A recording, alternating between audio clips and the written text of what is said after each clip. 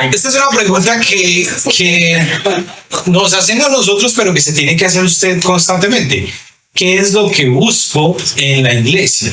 ¿Qué busco en una comunidad? ¿Qué busco en la iglesia? Y como hemos visto durante estas semanas, desde hace varias semanas, los corintios buscaban algo en la iglesia también. Pablo le escribe la carta de Corintios a una iglesia que estaba en la ciudad de Corinto. Y ahí ellos iban a la iglesia y buscaban algo en la iglesia. Pero lo que ellos buscaban en la iglesia parece ser, por lo que hemos estudiado durante estas semanas, que ellos lo que buscaban en la iglesia era poder, era prestigio y reconocimiento. Ellos entendían que la iglesia era un lugar donde podían de pronto encontrar algo de poder, un poder intelectual, conocimiento de Dios, algo nuevo, algo que pudiera impresionar a otros. Ustedes saben que lo hemos visto y lo vimos durante estas semanas.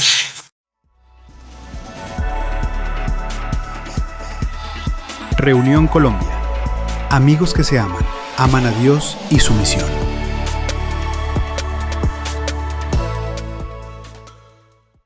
Para esta cultura era muy importante el reconocimiento, lo que otros dijeran de ellos, lo que otros pensaran de ellos. Y entonces ellos buscaban ese tipo de cosas, poder, reconocimiento y prestigio. Tanto que ustedes lo vieron la semana pasada, lo vimos, que unos de ellos de la iglesia decían, nuestro líder es ¿quién? Apolos. Nosotros a Pablo no le copiamos porque Pablo no es tan elocuente, no es tan bueno en enseñanza como lo es Apolos. Imagínense esto. Una iglesia que llegó a cuestionar al propio Pablo y a decir, no, para nosotros es mejor Apolos. Nosotros creemos que él predica mejor, él enseña mejor. Y Pablo, que era el fundador, digamos, el que articuló la fe cristiana, y ellos llegan a cuestionarlo y aún a rechazar al mismo Pablo. Pero eso lo vamos a ver más adelante. Yo les tengo que confesar algo que me ha pasado durante esta serie, y es que yo pensaba esta semana, yo creo que yo nunca hubiera predicado de este texto si no me tocara. O sea, porque decidimos predicar semana a semana un capítulo.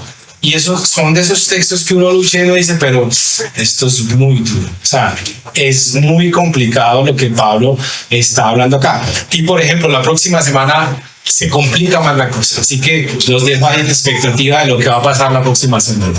Pero son de esos textos que uno dice, humanamente, yo no hubiera escogido un texto como estos para predicar un domingo. Y eso es lo bonito y lo que me parece también interesante de lo que estamos haciendo, de predicar los capítulos y predicar todo un libro, porque hay cosas que uno como pastor o líder se pasaría de alto y nada, el otro domingo prediquemos de otra cosa porque esto está muy complicado. Pero esto nos obliga a predicar, como dice el mismo Pablo, toda la escritura, completo el mensaje. Entonces, he titulado esta enseñanza del dicho al hecho. Esa es la parte, no se me tiren la frase, la predicación, porque este es el final. Del dicho al hecho. Pero vamos a leer 1 Corintios capítulo 4. Y no es muy largo, entonces quisiera animarlos a que lo leamos juntos. 1 Corintios, todo el capítulo 4. Así que en sus Biblias busquen conmigo 1 Corintios y lo vamos a leer todos. ¿Listo? Entonces, dice 1 Corintios 4. Así que a Apolos, Pablo está, acuérdense, aquí, mejor dicho, la Biblia no está dividida en capítulos ni en versículos. Era una carta completa. Después, unos siglos después, la dividieron en capítulos y versículos para facilitar la lectura, pero a los primeros que leyeron esta carta no estaba dividida así. Entonces, digamos que la leían derecho como una carta. Pero nosotros estamos estudiando entonces el 4 y quiere decir que él viene algo hablando desde el capítulo 3. Entonces dice, así que a Apolos y a mí considérenos como simples siervos de Cristo, a quienes se nos encargó la tarea de explicar los misterios de Dios. Aquí Pablo está diciendo y está hablando de la división que se había generado en la iglesia frente a él y a Apolos, ¿cierto? Unos que decían, no, es que nosotros seguimos a Apolo, no, nosotros nos gusta es Pablo, y entonces se estaba generando una división fuerte que es casi que el tema central de este libro, o al menos de estos primeros capítulos. Y en el versículo 2 dice, ahora bien, alguien que recibe el cargo de administrador debe ser fiel. En cuanto a mí, me importa muy poco cómo me califiquen ustedes. o cualquier autoridad humana. Y ahí es donde Pablo, si estuviera usando un micrófono, ¿qué haría? Ir al micrófono. No me importa lo que ustedes digan. A mí me encanta Pablo por eso. Era frentero, decía las cosas como eran. Y bueno, también muy complicado a veces. Dice, en el versículo 4 dice, en cuanto a mí no me importa muy poco cómo me califiquen ustedes o cualquier autoridad humana. Ni siquiera confío en mi propio juicio en este sentido. Tengo la conciencia limpia, pero eso no demuestra que yo tenga la razón. Es el Señor mismo quien me evaluará y tomará la decisión. Así que no juzguen a nadie antes de tiempo, es decir, antes de que el Señor vuelva, pues Él sacará a la luz nuestros secretos más oscuros y revelará nuestras intenciones más íntimas. Esto me recuerda un versículo que dice Jesús, que todo lo que se haga escondido en la azotea saldrá a la luz. Usted ese versículo siempre me llama la atención, porque es la verdad. Usted puede hacer cosas en secreto y taparlas por un tiempo, pero siempre hay un momento donde sale a la luz.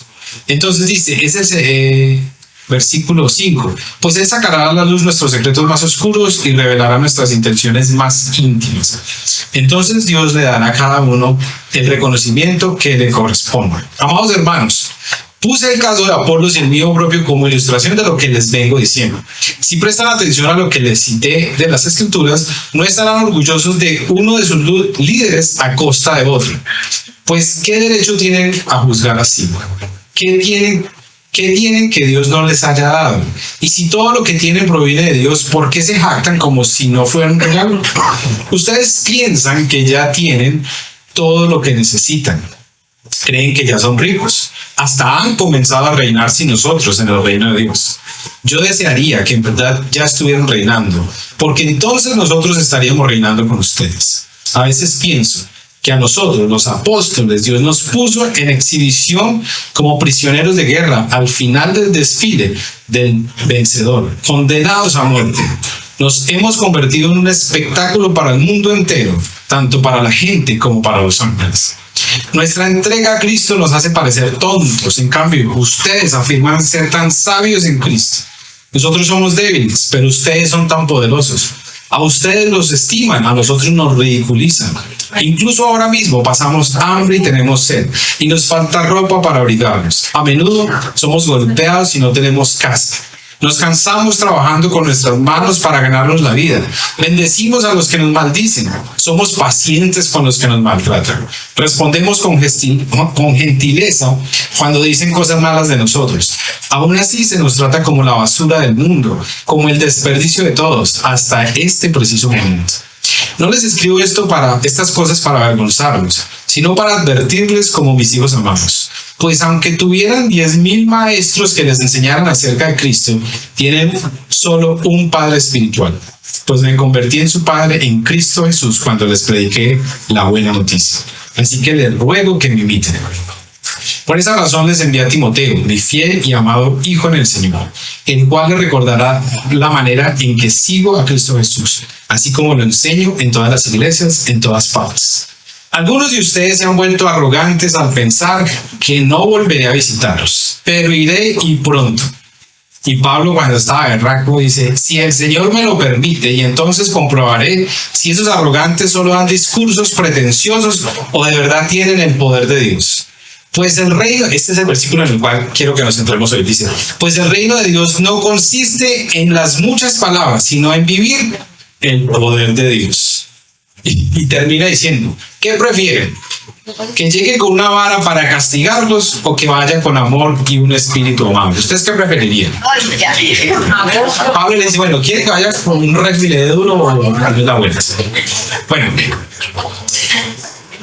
yo cada vez que leo a Pablo y por ejemplo a Corintios, yo siempre llego a la conclusión de que Pablo, si fuera pastor hoy en día, la iglesia sería re chiquitita. Yo creo que no mucha gente iría, porque Pablo era muy radical. Él no se ponía con rollos.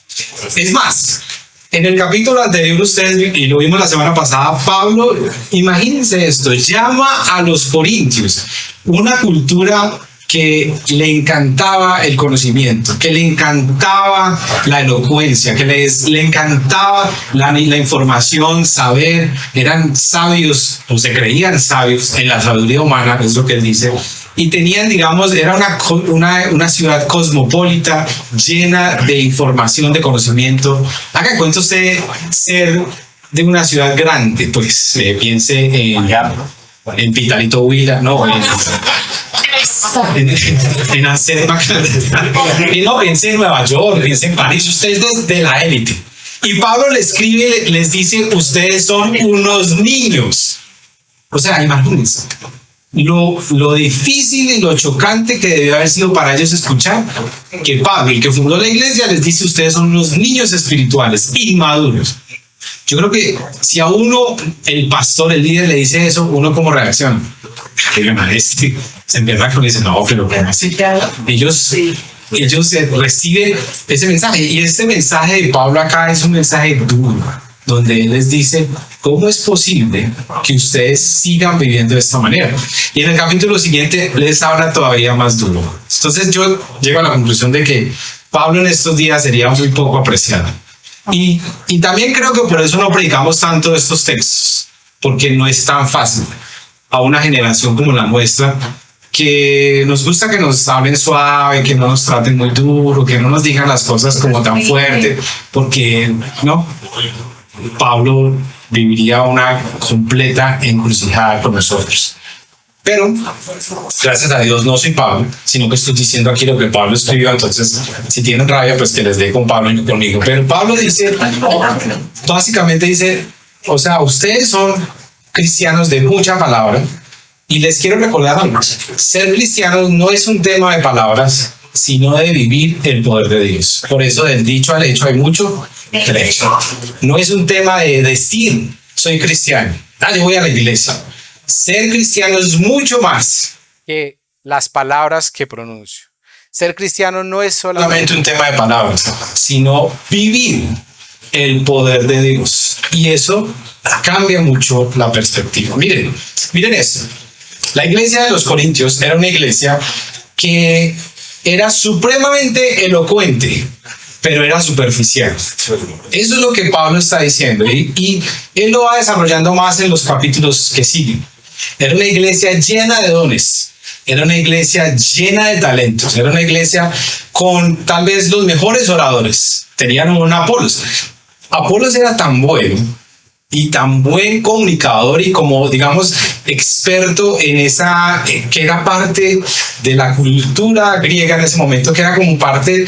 Era parte del entretenimiento, si lo queremos llamar así. En esa época no había cine, no había tanto entretenimiento como nosotros tenemos ahora.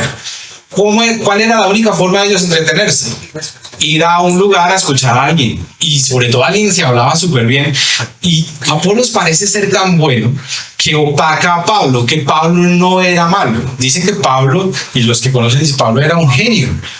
Y hay historiadores judíos que dicen que si Pablo no hubiera sido cristiano, hubiera quedado igual en la historia de Israel como uno de los grandes sabios de Israel, porque era alguien supremamente brillante.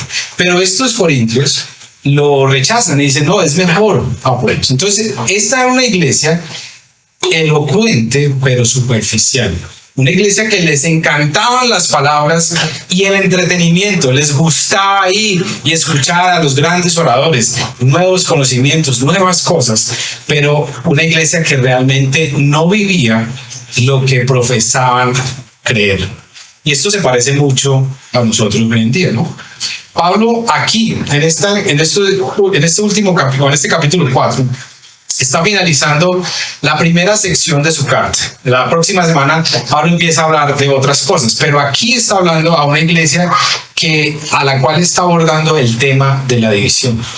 Y Pablo en estos primeros 4 capítulos les ha hablado a los corintios del orgullo. Eso lo vimos la primera semana, ¿cierto? Del orgullo que ellos tenían, de creerse superiores por su tema económico, porque ellos tenían una economía estable, eran prósperos. porque además tenían el intelecto, el conocimiento, era un lugar donde llegaban nuevos conocimientos, donde llegaba nueva información. Ellos tenían el acceso a toda la información y a todo el nuevo conocimiento que se generaba en ese lugar. Entonces eso les hacía ser una iglesia supremamente orgullosa, pero también les habla en estos primeros capítulos de lo inmaduros que son. Les dice, ustedes son unos niños espirituales, a una iglesia que se creía superior. Y Pablo, yo no sé si yo hubiera sido capaz de escribirle eso a esa gente, es decir, saber que ese es el orgullo de ellos y escribirle, realmente usted es un niño. Es más, es tan fuerte lo que Pablo les dice, que les dice, yo con otros hablo sabiduría alta, con ustedes no puedo porque ustedes son niños. Yo creo que imagínense que usted es un corintio ahí leyendo eso, es un insulto, ¿no? Sí, pero usted quién se cree, ¿cierto? Entonces, Pablo les habla también de la inmadurez espiritual y está abordando un tema de la división que generó rechazo hacia él. Pero miren, aquí Pablo le está hablando a una iglesia y a un cristianismo orgulloso, aparentemente vibrante, pero supremamente insípido. Pablo le habla a la iglesia, a una iglesia que parece estar viva, pero son insípidos, sin esencia y que no marcan ninguna diferencia en esa sociedad. Una iglesia masiva, pero superficial. A esa iglesia le está hablando Pablo. Yo me acuerdo hace algunos años que estábamos hablando con Félix Ortiz, que es un español que queremos mucho, que estaba acá con nosotros, y él decía, le preguntábamos y le decíamos, ¿qué diferencia ve usted entre la iglesia en Europa y la iglesia en Latinoamérica? Y él decía, la diferencia o cómo entiendo yo la iglesia en Latinoamérica es que es como un mar grandísimo. O sea, aquí hay masa, aquí hay mega iglesias y hay mucha cantidad de cristianos masa, digo, pero es como un mar, me dijo, es un océano, pero supremamente superficial. Esa es la diferencia que yo noto entre el cristianismo en Latinoamérica y el cristianismo europeo. Aquí son muchos, pero muy como superficial. Un mar muy amplio, pero pequeñito. Que cuando caiga un sol o venga algo difícil, va a ser muy complicado. Y así lo menciona entonces Pablo. Una iglesia masiva, le está hablando de una iglesia grande, masiva como la de Corintios, pero supremamente superficial. Una iglesia llena de eventos, llena de espectáculos, pero que no vivían el poder de Dios. Y el poder de Dios no es como normalmente hemos entendido el poder de Dios, bueno, no voy a decirles, pero uno ve videos donde lo tumban y lo pagan y otra vez, y ese es el poder de Eso no es lo que Pablo está diciendo que es el poder de Dios. Es vivir de manera diferente. A estos mismos de Corintios, lo vamos a ver en capítulos siguientes, Pablo los llama, ¿se acuerdan? En el capítulo 13 les dice, ustedes son como címbalos que resuenan, que retumban, eso solo hacen bulla, pero eso no sirve para nada. Dice como metales ruidosos, los llama Pablo en el capítulo 13. Y por eso es que cuando yo leo esto y digo, ¿qué predica uno de este capítulo cuando Pablo les dice? Es que es imposible creer que ustedes, que tienen todo el conocimiento, que recibieron el evangelio, pero no entiendan las cosas básicas de la vida cristiana, no vivan como creen y como profesan vivir, sino que dicen con sus palabras que son cristianos, pero su vida refleja completamente otra cosa. Y la pregunta, y esto está relacionado con la pregunta que yo les hacía al inicio, es ¿qué buscamos en la iglesia? ¿Qué clase de iglesia somos? ¿Y qué clase de iglesia y de cristianos queremos ser? Alguien escribió en las respuestas, la iglesia somos nosotros, y es la verdad. La iglesia somos el cuerpo de Cristo, cada uno de nosotros es la iglesia. La iglesia no es un edificio, la iglesia no es un lugar. La iglesia es cuando los hijos de Dios, discípulos de Jesús, se reúnen en un lugar. Esa es la iglesia reunida. Si somos la iglesia, ¿qué clase de iglesia somos? ¿Qué clase de iglesia está viendo la gente?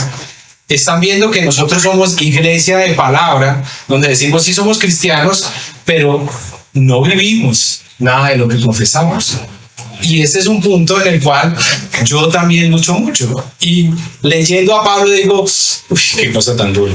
Porque escribe y dice, es que ustedes no han entendido qué es vivir el poder de Dios. O sea, ustedes no van del dicho al hecho. Ustedes se quedan en el dicho. Son buenos cristianos, pero no viven la vida cristiana como debe ser.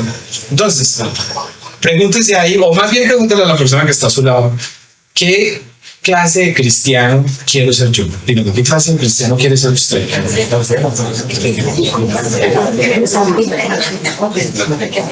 ¿Qué clase de iglesia quiere ser usted?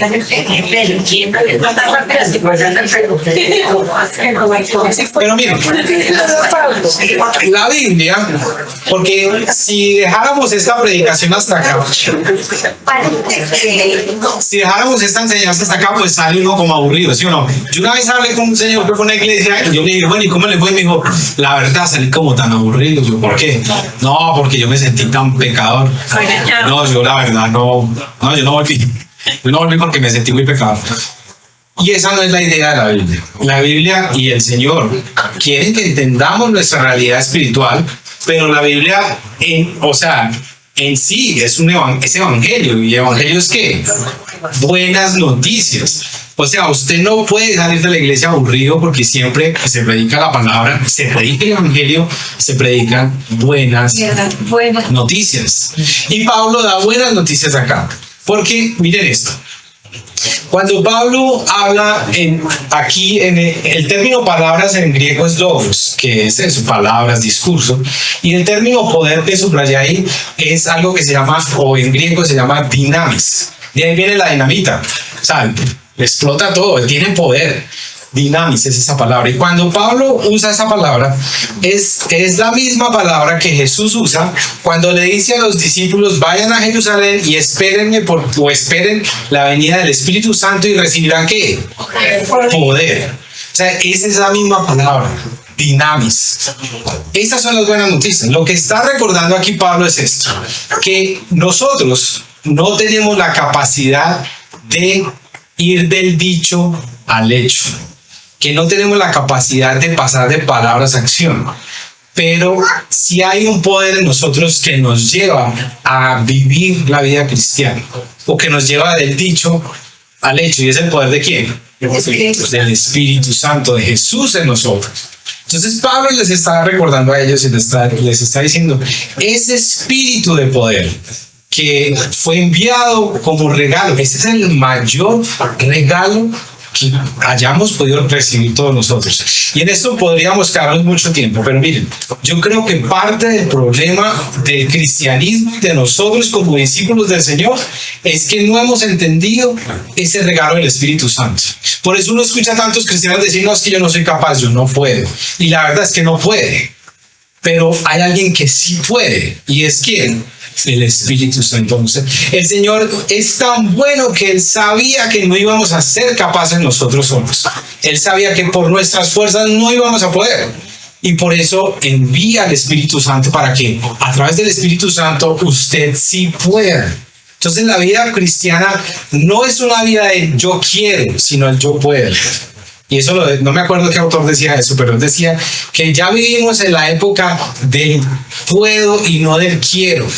Usted puede vivir en santidad, usted puede caminar bien con Dios, usted puede mostrar en su vida la obra de Cristo, porque el Espíritu Santo lo fortalece, la fortalece. Y eso es lo que Pablo está diciendo acá. Tienen que aprender a vivir en el poder de Dios y no solamente en las meras palabras. Ese poder, este dinamis, es una fuerza sobrenatural que nos ayuda a hacer lo que nosotros no podemos hacer, ¿qué? Naturalmente. Esa es la realidad de ese poder. Es esa fuerza, es Dios mismo que nos da la fuerza para poder hacer lo sobrenatural en esas áreas en las cuales no es natural para nosotros. Porque, díganme ustedes, ¿es natural perdonar a alguien que nos ha herido? No es tan natural, ¿cierto? ¿Es natural poner la otra mejilla? Uno se la devuelve, ¿sí o qué? Es natural que alguien en el carro le grite y le pite hijo de tantas, y usted es natural decir, hermano, que el Señor lo bendiga. No, eso no es natural, ¿cierto? Alguien decía que si usted quiere saber quién es cristiano, póngalo a jugar fútbol y ahí se va a dar cuenta si es cristiano, o póngalo a manejar y ahí se va a dar cuenta cómo es de cristiano. Porque no es natural muchas cosas para nosotros. Nuestra naturaleza pecaminosa nos lleva a responder, a decir no. Pero ahí es donde viene la obra sobrenatural del Espíritu Santo, y es el que nos ayuda a hacer lo que no es natural para nosotros. Y ese es el poder, vivir en el poder. Ese es el pasar de las palabras a la acción. Por eso Pablo, yo creo que alguien decía, uno de los grandes teólogos decía que siempre preguntan si uno lo dejaran solo en una isla y solo pudiera escoger un libro, ¿qué libro escogería? ¿Y qué diríamos nosotros? La Biblia, pues yo, bien fin, ¿sí? Alguno de pronto dirá, no, que yo escogería el alquimista, pues bueno, no importa. Pero la gran mayoría de la Biblia. Pero si le dijera, no, solamente puede quedarse con un capítulo de la Biblia, ¿con cuál se quedaría? ¿Con qué capítulo se quedaría usted? Capítulo. ¿Con qué capítulo se quedaría usted y dice, no, yo con este capítulo me quedo y me aferro a ese capítulo? ¿Cuál? Salmo 23. Romanos 8. Pues, quédese con Romanos 8. Me quedo con ese capítulo. Porque Pablo en Romanos 8 argumenta lo más hermoso y dice, es que si no fuera por Jesús no podríamos vivir la vida cristiana, pero Él envía al Espíritu Santo para que podamos vivir la vida cristiana. Y Él dice, básicamente lo que está diciendo ahí es, y en este capítulo también, es que ustedes no tienen excusa para no vivir en el poder de Dios, porque tienen el poder de Dios en ustedes. No tienen excusa para vivir en las palabras solamente, tienen que pasar al poder porque tienen el poder, que es ese dinamis de Dios en sus vidas. Entonces, nosotros ya no tenemos excusa, y estas son las buenas noticias, que ya no tenemos excusa de decir no puedo, no soy capaz, que es muy difícil, porque la realidad es que usted no es capaz, pero Dios sí. Y si el Espíritu Santo habita en usted, le va a dar la fuerza para poder hacerlo. Miren, yo creo que esta es de las verdades más revolucionarias en la vida cristiana. Cuando usted llegue a entender esto, que Dios sabía que usted iba a ser capaz, pero por eso envió a su Espíritu Santo a habitar dentro de usted, para que usted pueda caminar como Dios quiere que camine, usted va a vivir diferente. Porque usted ya no va a tratar de esforzarse por ser buen cristiano, por tratar de hacer las cosas bien. Usted simplemente va a vivir conectado con Dios, y Dios le va a dar esa fuerza y Dios le va a ayudar. Porque ese poder no radica en usted, sino que radica en ¿quién? En Él. O sea, no es la fuerza que usted haga, es la fuerza de Dios en usted. Y por eso Pablo llega a decir cosas como, es que ya no vivo yo, sino que Cristo. O sea, Pablo entendía esto. Pablo entendió que el Espíritu Santo era el Espíritu de Cristo viviendo en su vida, y ya tomando el control de su vida, y tomando las decisiones de su vida, y caminando, y eso le permitió salir de muchas cosas. Entonces, ¿cómo pasar de las palabras a los hechos?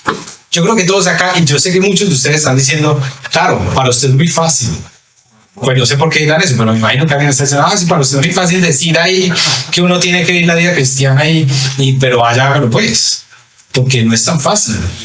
Y muchos recordamos entonces el dicho, no, pero es que del dicho al hecho hay muchos derechos, o sea, decir una cosa y vivirla es otra cosa. Pero Pablo nos muestra aún aquí en este mismo capítulo cómo sí es posible pasar del dicho al hecho. Y él lo expone en el libro de la siguiente manera, pero antes de decírselos, le quiero preguntar a usted, ¿cuándo fue la primera vez que usted sintió rechazo en su vida? Que usted sintió, sí, que tuvo ese sentimiento de que lo rechazaron. ¿Cuándo fue la primera vez? Si alguien quiere compartir. No, es que es una pregunta muy personal, ¿cierto? Pues, no, es que cuando mi papá me recibió, no, en el colegio, la rechazaron. A mí, yo estaba aprendiendo a tocar el bajo. Estaba muy, sí, tendría por ahí 12, 13 años, y yo estaba muy bisoño. No era tan talentoso como en este momento, ¿no? Estaba aprendiendo, o sea, no tengo esas virtudes, ese despliegue de talento que tengo ahora. Yo me acuerdo que alguien me dijo, venga, toque con nosotros. Entonces yo iba a tocar y había un señor que ya era más adulto, pues ya no. Y yo me acuerdo que alguien dijo, ¿quién va a tocar el bajo? Y alguien dijo, Andrés. Y yo lo miré a él y la cara que hizo. Es que, no era Diego, era otro. Pero porque Diego me va a enseñar. Yo creo que Diego fue el que dijo, no, que Andrés toque. Y ese man hizo una cara como que, ay, en serio, no, hizo así. Yo sentí, yo tenía como 12, 13 años y yo sentí que ¿ustedes les ha pasado eso? No. Sí. Y que usted mismo como que se va derritiendo en la silla. Y a mí me dio una rabia. Y yo me acuerdo que esta es una de los primeros momentos cuando yo sentí como ese rechazo, como que, uy, este man que... Y yo me acuerdo que eso, porque también uno se vuelve orgulloso, entonces yo tengo que ensayar y le voy a mostrar a este man que va a tocar y que toco bien. Bueno, eso me llevó, digamos, también a crecer y a estudiar. Pero ese rechazo es horrible, ¿sí o no? Sí. A Pablo, y eso es una bobada. Y yo sé que ustedes tienen muchas veces donde se han sentido rechazados. ¿Cómo hemos respondido frente al rechazo? ¿Cómo respondió Julián frente al rechazo de su hijo que él enfrentó acá? Como Hulk. ¿Cómo respondemos frente a alguien que nos rechaza? Frente a alguien que nos hace el feo. ¿Cómo hacemos? Uno se la devuelve o el orgullo. Lo que se puede llorar. Bueno, uno llora, pero después también le da rabia, ¿cierto? ¿No? Sí, o sea, uno dice, no, sí, o se defiende, lo que sea. Miren cómo responde Pablo en este mismo capítulo, porque Pablo está enfrentando aquí un rechazo muy fuerte de la iglesia hacia él. Básicamente lo están rechazando feo. Le están diciendo, nosotros no queremos, no, es que usted para nosotros no es tan importante como es Apolos. Nuestro líder aquí es Apolos, no usted. Además usted no es como Apolos, no es elocuente. O sea, él enfrenta un rechazo muy fuerte de la comunidad hacia él. Y miren lo que dice entonces en el versículo 12 y 13, que me parece muy bonito y que Pablo aquí mismo nos demuestra cómo ir del dicho al hecho. Y en el versículo 12 dice, nos cansamos trabajando con nuestras manos para ganarnos la vida. ¿Bendecimos a quiénes? ¿Cómo decir eso? ¿Y Pablo de quién aprendió esto? ¿Cuál es el modelo de todos nosotros? Jesús. Pablo dice, bendecimos a los que nos maldicen. Somos pacientes ¿con quiénes? Con los que nos maltratan. Respondemos, a mí yo leo esto y de verdad me dan ganas de llorar. Dice, respondemos con gentileza cuando dicen cosas malas de nosotros. Aún así se nos trata como la basura del mundo, como el desperdicio de todos hasta este preciso momento. ¿Cómo responde Pablo al rechazo?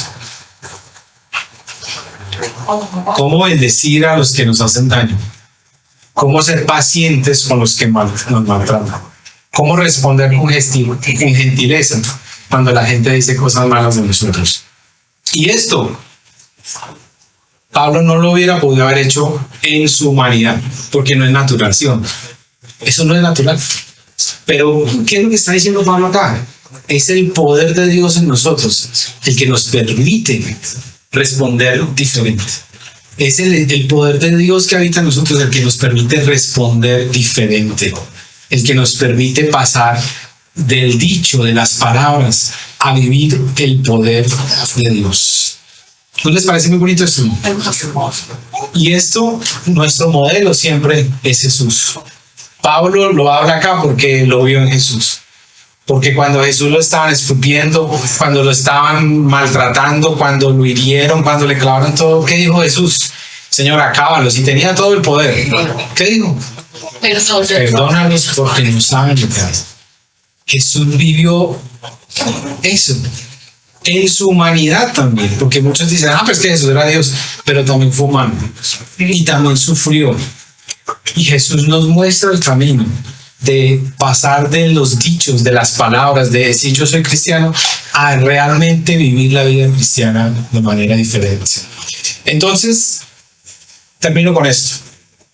En Jesús, entendiendo el Evangelio, es posible pasar del dicho al hecho. Sin mucho trecho para que es posible pasar del dicho al hecho. Es posible vivir la vida cristiana no solamente de palabra, sino en acción y vivirla. Y eso es lo que Pablo le está hablando a una comunidad, a una iglesia como dijimos al inicio, elocuente, pero superficial. Es lo que Pablo nos está hablando a nosotros y nos está diciendo, ustedes tienen que vivir la vida cristiana diferente, tienen que caminar y vivir en el poder de Dios. Así que los quiero dejar con un reto esta semana. Y el reto es el siguiente.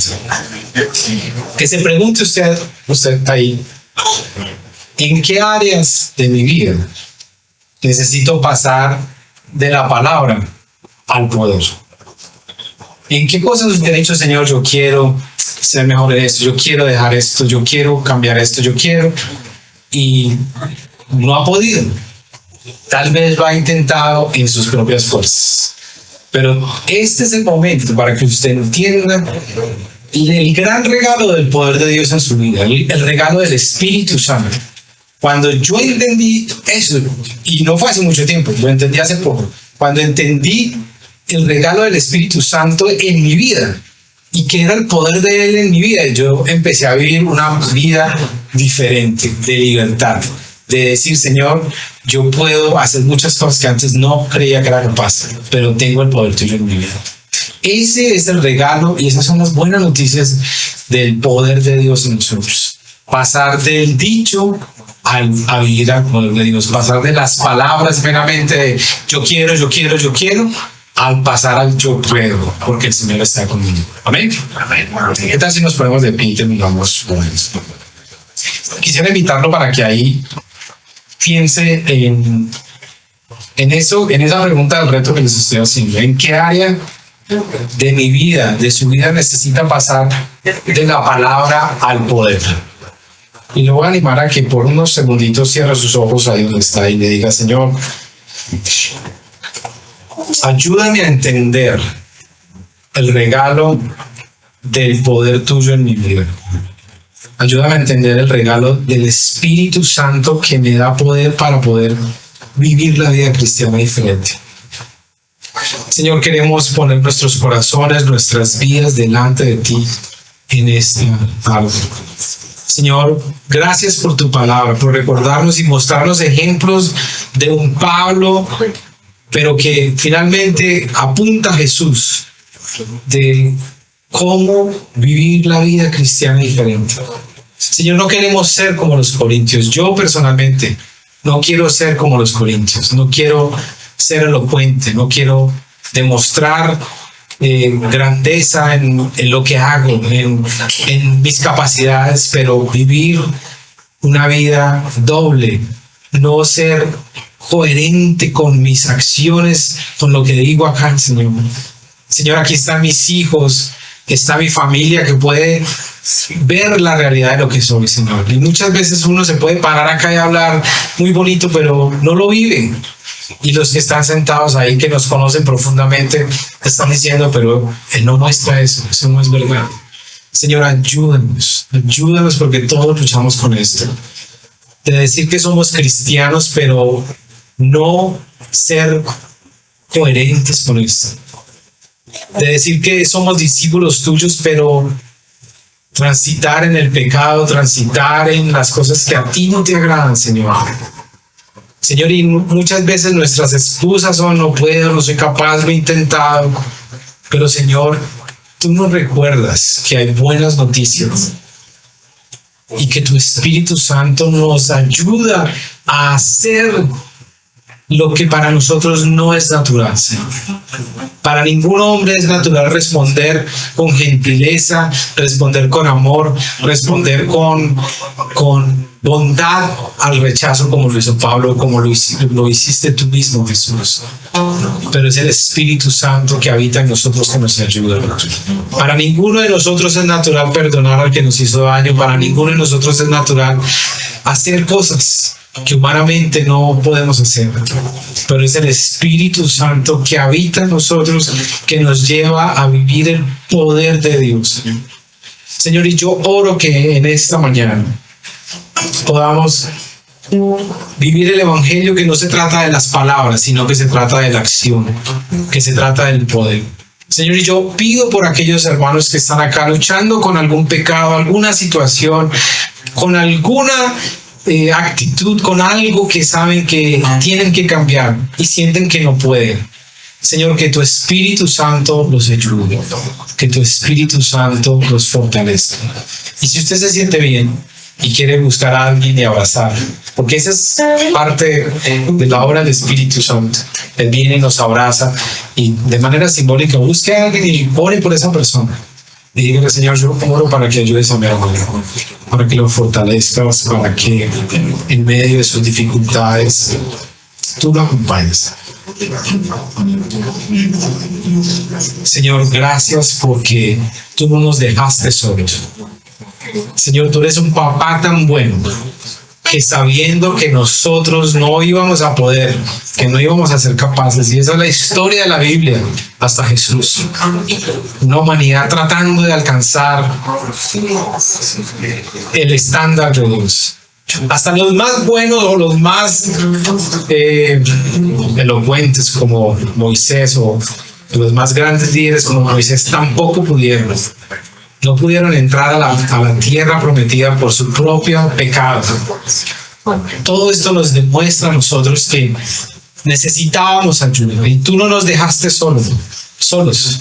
Enviaste tu Espíritu Santo para poder caminar la vida diferente, para poder vivir en el podemos y no en el queremos, pero no somos capaces. Gracias, Señor. Gracias por el regalo del Espíritu Santo que mora en nosotros, porque es el diseño más maravilloso de tu bondad y de tu misericordia con nosotros que estábamos perdidos. Tú mismo decidiste habitar en carpas, decidiste habitar en tiendas en medio del pueblo de Israel, pero ese no era tu plan. Tu plan era habitar en el corazón del ser humano y lo hiciste a través de Jesús para poder fortalecernos y ayudarnos, para que pudiéramos caminar la vida diferente, Señor. Gracias por tu amor. Gracias por tu misericordia. Gracias por tu bondad, Señor. Permítenos ser discípulos tuyos que vivimos en el poder de Dios y no en las palabras solamente. Que caminamos en el poder tuyo y no en las palabras solamente, Señor. Y gracias, Señor, por tu misericordia, por tu bondad, por tu amor por nosotros. Terminemos orando al Señor y ahí donde está, dígale, Señor, gracias por la obra del Espíritu Santo en mi vida. Gracias por el poder, por el dinamis de Dios en mí, que me lleva a vivir la vida cristiana de forma sobrenatural. Gracias por tu misericordia. En el nombre de Jesús.